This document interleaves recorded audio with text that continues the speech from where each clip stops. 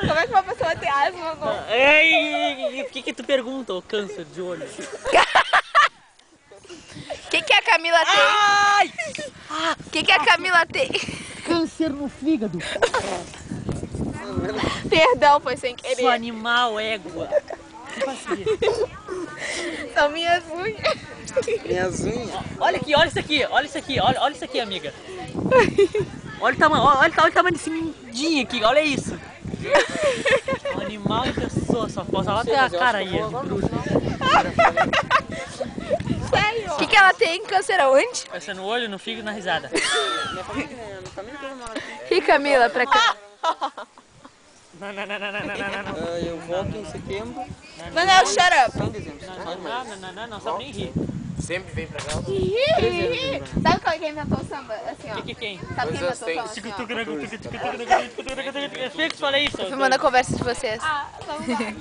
Adivinha como inventaram o rock?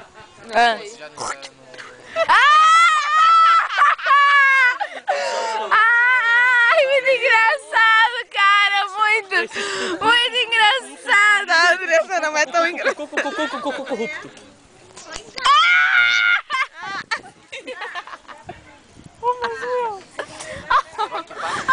Olha aqui, ó. Ó, um bicho, sério, uma formiga, ó. Ai, não, Tirou. uma formiga, não tem grito. Olha o tamanho de pé da criança. 40. 1 mais 1 é 11. Ih, seria idiota. Ô, pé grande. Eu calço 41, 42 Olha lá o pé grande. Quantos chinelo do pé grande aí? Ó, meu chinelo.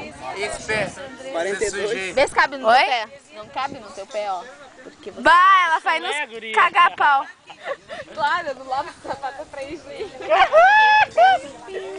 Quem tá no depilo aqui? Tem ela aqui? Mora aqui pra Hein? Eu dou um depilo há 3 dias.